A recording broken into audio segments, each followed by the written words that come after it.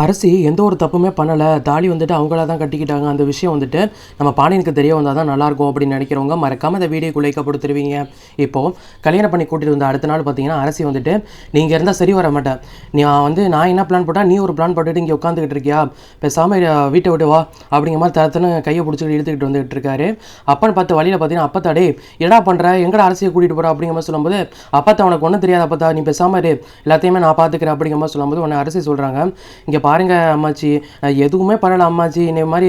அவராக தான் ஆசையை என்னை கூட்டிகிட்டு வந்தார், கல்யாணம் பண்ணார். இப்போ பார்த்தீங்கன்னா வீட்டுக்கு வெளியில் போக சொல்கிறாரு, வெளியே போக சொன்னார். நான் எங்கே தான் போகிறது, இவருக்காண்டி தான் என்னை என் வீடையும் விட்டுட்டு வந்தேன், இப்போ அங்கேயும் போக முடியாது, நான் எங்கே தான் போகிறது, நான் செத்து தான் போகணும் அப்படிங்கிற மாதிரி சொல்கிறாங்க. இந்த சத்தம்லாம் கேட்டு பார்த்தீங்கன்னா உடனே முத்துவேல் வந்துடுறாரு. முத்துவேல் வந்துட்டு என்னடா இங்கே சத்தமாக இருக்குது, என்னடா அப்படிங்கிற மாதிரி சொல்லி கேட்கும்போது,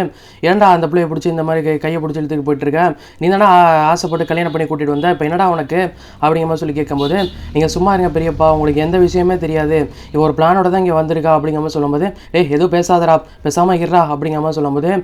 இப்போ வந்து என்னடா சத்தம் அப்படிங்கிற மாதிரி வீட்டுக்கு வெளியே வந்து கூட்டிகிட்டு வந்து நம்ம அரிசி விட்டதுக்கப்புறம் ஏத்தாப்புல பார்த்தீங்கன்னா என்ன ஒரே சத்தமாக இருக்குது பக்கத்து வீட்டில் அப்படின்னு சொல்லிட்டு மீனா வந்து வெளியே பார்க்குறாங்க. வெளியே வந்து பார்க்கும்போது தான் தெரியுது இந்த மாதிரி அரிசி வந்துட்டு குமார் வெளியில் வந்து விடுறான் அப்படிங்கிற மாதிரி சொல்லிட்டு மீனா வந்து வீட்டில் போய் சொல்லும்போது எல்லாருமே வீட்டுக்கு வெளியே வர போகிறாங்க. உடனே பாண்டியனை பார்த்தீங்கன்னா யாராச்சும் வீட்டை விட்டு மட்டும் வெளியே போனியா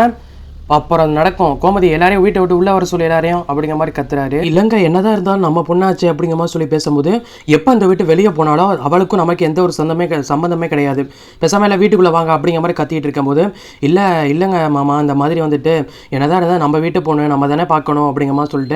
சொல்லிட்டு இருக்கும்போது உடனே யாருமே போகக்கூடாது அப்படிங்கிற மாதிரி சொல்லிட்டு இருக்கும்போது மீறி பார்த்தீங்கன்னா அப்பா இருங்கப்பா ஒரு நிமிஷம் மட்டும் என்னென்னு போய் பார்த்துட்டு வந்துரு அப்படிங்கிற மாதிரி சொல்லிட்டு கதிர் போயிட்டு வெளியே பார்க்க போகிறாரு. போனக்கப்புறம் அந்த மாதிரி குமாரவேலை வந்துட்டு வெளியே வந்து நின்றுக்கிட்டு இருக்கும்போது அரசி வந்துட்டு வெளியே கூட்டிகிட்டு வந்து நின்று இருக்கும்போது கேட்குறாரு, ஏன்டா நீ தானே ஆசைப்பட்டு கூட்டிகிட்டு வந்தேன், ஏன்டா என் தங்கச்சியை போட்டு இந்த மாதிரி கொடுமைப்படுத்துறிய, நீ தானே ஆசை வார்த்தை சொல்லி இதெல்லாம் பண்ணி கூட்டிகிட்டு போனேன், இப்போ அதுக்கு என் தங்கச்சி அப்படி இதெல்லாம் பண்ணிகிட்டு இருக்க, இந்த மாதிரி தேவையில்லாமல் விஷயம்லாம் பண்ணிகிட்டு இருந்தேன்னு வச்சுக்கவே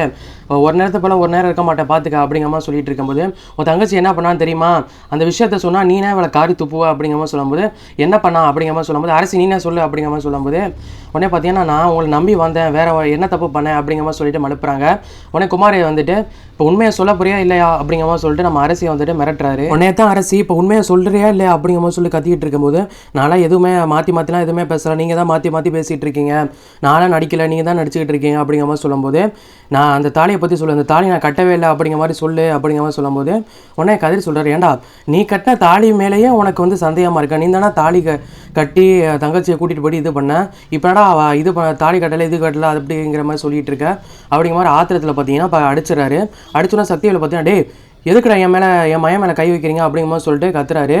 ஆமாம் நீனும் மயனை சேர்ந்துட்டு எல்லாருமே சேர்ந்துட்டு தானே திட்டம் போட்டு கல்யாணம் பண்ணி கூட்டிகிட்டு போனீங்க, இப்போ கடைசியில் பார்த்தீங்கன்னா அவன் நம்ம தாலி கட்டலை சொல்கிறான் இதுவும் சொல்கிறான், இல்லை கேட்டுட்டு சும்மா இருப்பேன் அப்படிங்கிற மாதிரி சொல்லிட்டு நினச்சிக்கிட்டு இருக்கீங்களா அப்படிங்கிற மாதிரி சொல்லிட்டு ரொம்பவே சத்தமாக பேசிக்கிட்டு இருக்கும்போது உள்ளே கோமதி பார்த்தீங்கன்னா நம்ம தாலிலாம் கட்டலை இதெல்லாம் கட்டலை அப்படிங்கிற மாதிரி சொல்லிட்டு ரொம்பவே சண்டை போயிட்டு இருக்குங்க,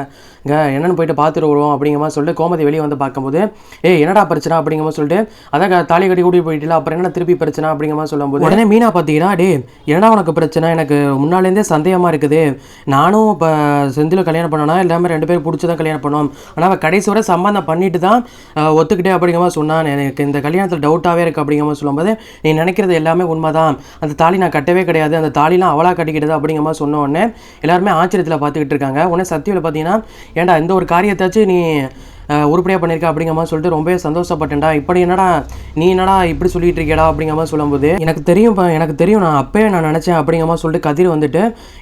இவன் பண்ணுற செயல் இதெல்லாம் எனக்கு அப்பவே தெரியும், ஏதோ பிளாக்மெயில் பண்ணி இது பண்ணி தான் நான் கூட்டிகிட்டு போயிருக்கான், அதான் நல்லாவே தெரியுது அப்படிங்கிற மாதிரி சொல்லிட்டு கதிர் சொல்கிறாரு. அதுக்கு அரசு சொல்கிறாங்க இவர் சொல்கிற மாதிரி வந்து நானாவே தாலி கட்டிட்டேன் அப்படிங்கிற மாதிரி சொல்கிறாருல, அது எதுக்காக கட்டினேன் அவரே சொல்லுங்க அப்படிங்கிற மாதிரி சொல்லும்போது நம்ம குமார் அமைதியாக நிற்கிறாரு. அப்போ அரசு வந்து சொல்கிறாங்க இந்த மாதிரி வந்துட்டு